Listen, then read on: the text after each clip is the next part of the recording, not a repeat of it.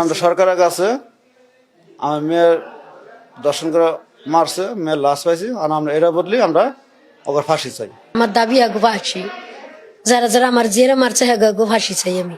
ওই নোরা ওরা 5 জন মিলে একটা 3-4টা মোড় একটা বড়ই গাছ আছে, ওই বড়ই গাছে বড় ওরা শ্যামা মধ্যে বই রয়েছে, বই দেখলে তখন আমার ওরা আটকে গেছে। মেয়ের ডেথ হয়ে যায়। আমি বলছি মেয়ে ডেথ হয়ে যাবো না, মেয়েটা আমার, তো তুই ডেথ হয়ে যা, না তোর যার সমস্যা আছে। আমি কি সমস্যা আছে, তোর মাইরে লয়ে যাবো, আমাকে ফেলে তুই নিয়ে যা।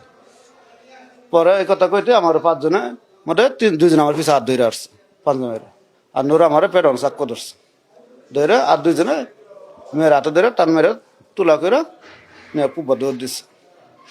দৌড় দিলে তখন আমি ওই পিছিয়ে 2 জন, ওই 2 জন ধর নোরা চাক্কু ধরে রাখছে।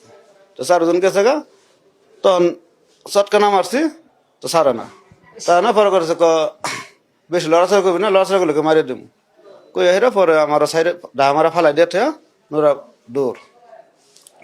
তখন আমি কুচতে মোবাইল বাই করে পরে আমার ওয়াইফের ফোন দিছি, ছেলেরা নিয়ে একটু ওই দিক দেয় বিলফারা মাথাত।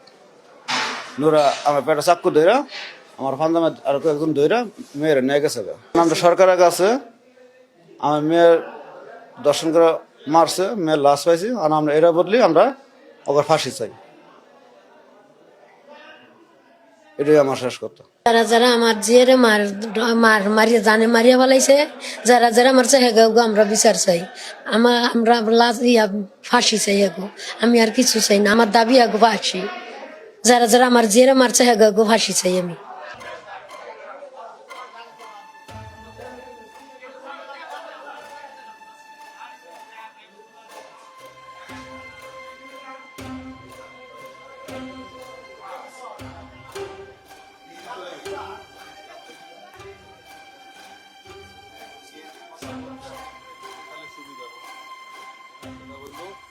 ডিআইজি ব্রিফ করছে, ডিআইজি যে শটটা আমি জীবন ভাইয়ের হোয়াটসঅ্যাপে দিয়ে রাখছি, হ্যাঁ, এবং আমার ওই যে ভিকটিমের বাবা মার বাইট আমার কাছে আছে, আসামির ছবি আছে, সব দিয়ে দিচ্ছি। আপনি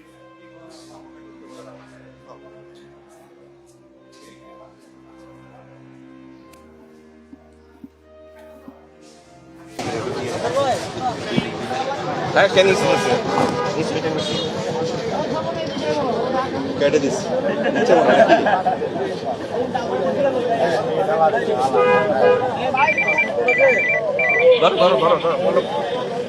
রাইট।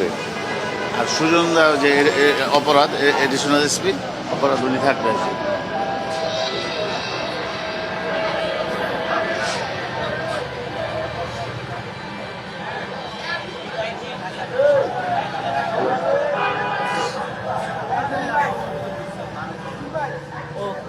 আমি আরো কিছু বাইট দিব, একটা আর কিছু দিব আসামির।